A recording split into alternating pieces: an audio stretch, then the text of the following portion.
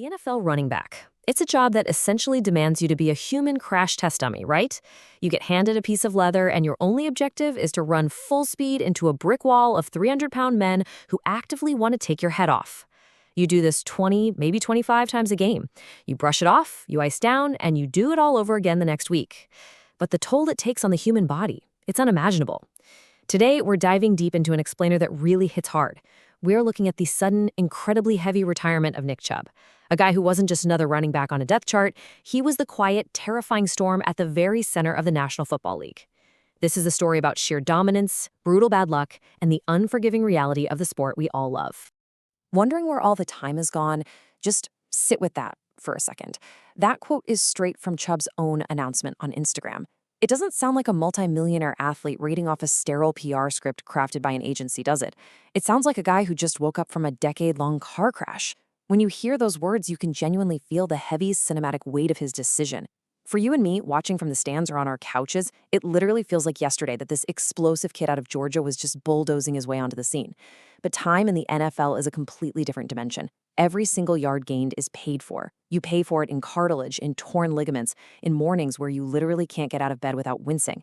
This goodbye was raw. It was a man staring down his own football mortality, looking back at a lifetime of maniacal dedication and realizing the very game that made him a superstar has finally drained every ounce of physical currency he had left to give. Section 1. An emotional NFL goodbye. Let's talk about the number 30. In almost any other career path on the face of the earth, being 30 years old means you are literally just getting started. You're hitting your stride, you're climbing the ladder, you're mastering your craft. But in the National Football League, and specifically in the running back room, 30 is a cliff. It is an absolute, undeniable death knell. We get so caught up in the fantasy football stats, the salary cap hits, and the shifting depth charts that we completely lose sight of the human being under the helmet. Nick Chubb walking away at 30 isn't just about a roster spot opening up for some younger, cheaper rookie. It highlights this incredibly young age to retire from your life's work. Think about the sheer, unyielding physical toll it takes to force a superhuman athlete to just stop at 30. When you run as violently, as relentlessly as Chubb did, operating in the trenches where defensive linemen are hunting for blood, the body absorbs an insane amount of trauma. Eventually, the bill comes due. There is just no avoiding it. And on his way out, he left his peers with a message that honestly gives you chills. He said, "Health is the real wealth." That right there is a sobering realization, pulling back the curtain on the hidden, often agonizing reality of being a gladiator in today's NFL. You see the massive contracts, you see the blinding primetime stadium lights, the roar of 80,000 fans. It's intoxicating. But what you don't see is the aftermath. When the crowd goes home and the adrenaline fades, you don't see the chronic pain management, the silent off-season surgeries, the grueling rehab sessions, just so these guys can comfortably walk their kids to school. Chubb is looking at his brothers, the guys still out there grinding in the trenches, trading their physical future for present glory, and he's giving them a massive reality check. The NFL shield is temporary, but you only get one body, and you have to live in it for the rest of your life. Section 2. Pure dominance in Cleveland. To really, truly understand the tragedy of how this ended, we have to rewind the tape.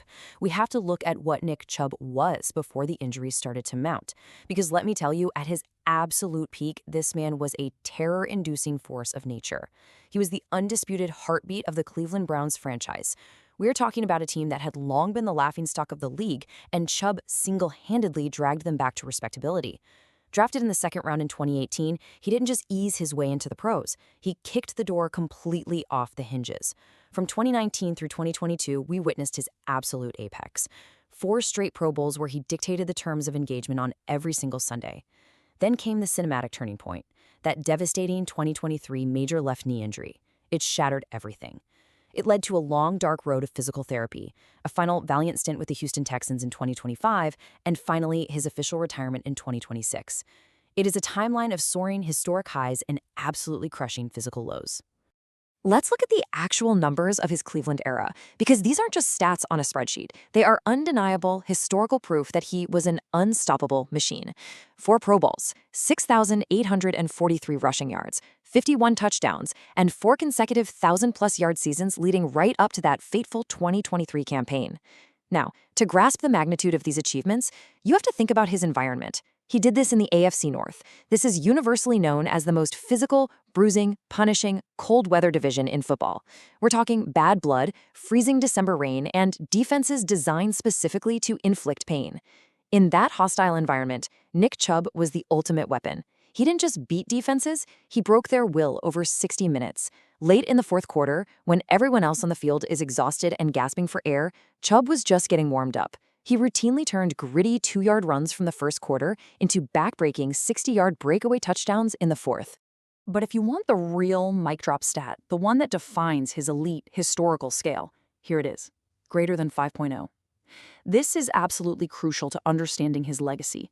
Nick Chubb is one of only 4 players in the entire storied history of the National Football League to have over 1,000 career carries and average more than 5 yards per attempt. Just let the gravity of that sink in. Maintaining that level of hyper-efficiency while taking that kind of massive, bruising volume, it's a historical anomaly.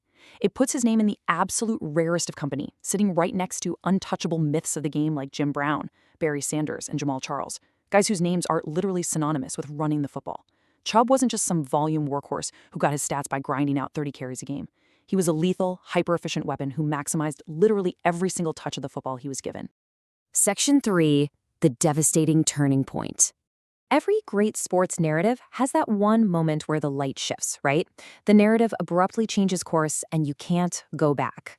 For Nick Chubb, that moment was dark, sudden, and absolutely devastating.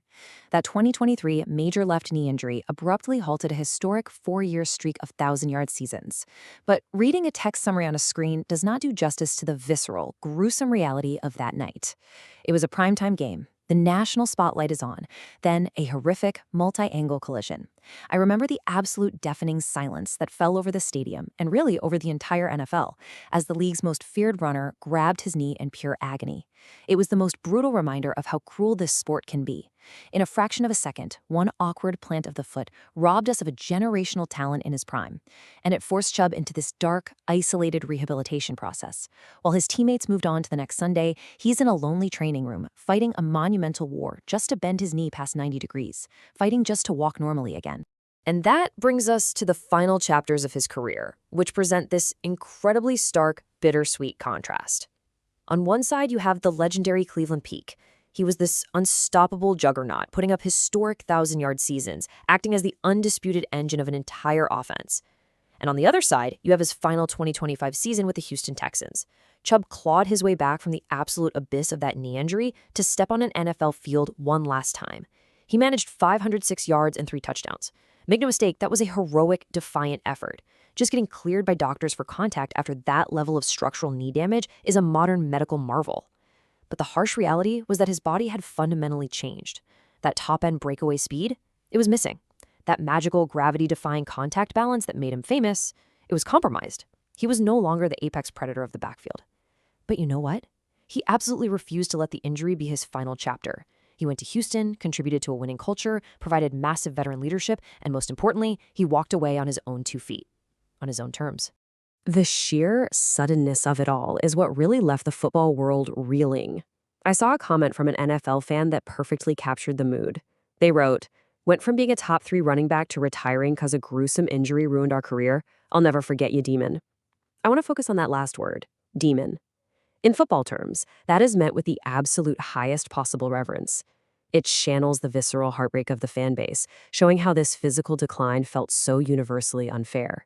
One bad hit wiped out the back half of a legendary prime. It is the ultimate reality check on the fragility of NFL greatness. You can do literally everything right. You can train perfectly, study the film, run with flawless technique, take pristine care of your body, and the game can still snatch it all away in the blink of an eye. Section 4. Defining Nick Chubb's legacy. So where does that leave us? The dust is finally settling, the cleats are hung up, and now the entire NFL community, players, analysts, and his most bitter rivals, are processing his departure and cementing his historical footprint. Former ESPN anchor Trey Wingo put it perfectly, succinctly calling him an absolute beast. It's simple, right? But it hits the nail right on the head. In a league that is literally overflowing with world-class athletes, genetic freaks, and oversized personalities, to be universally recognized as a beast by your peers means your ferocity on the field was undeniable. Nick Chubb was a total throwback. He didn't run his mouth to the cameras. He didn't have a signature choreographed touchdown dance. He didn't demand the spotlight. He just strapped up his helmet, handed the ball to the referee after he scored, and let his shoulder pads do all the talking. You know you have achieved true, undeniable greatness when your fiercest divisional rivals talk about you with pure terror. Listen to Alex Kozora from Steelers Depot. He said, always feared playing him, could take it to the house on any carry. Now think about the Pittsburgh Steelers and the Cleveland Browns. It is one of the oldest, bloodiest, most bitter rivalries in the sport. The Steelers build their entire organizational DNA on stopping the run and playing bone-crushing defense.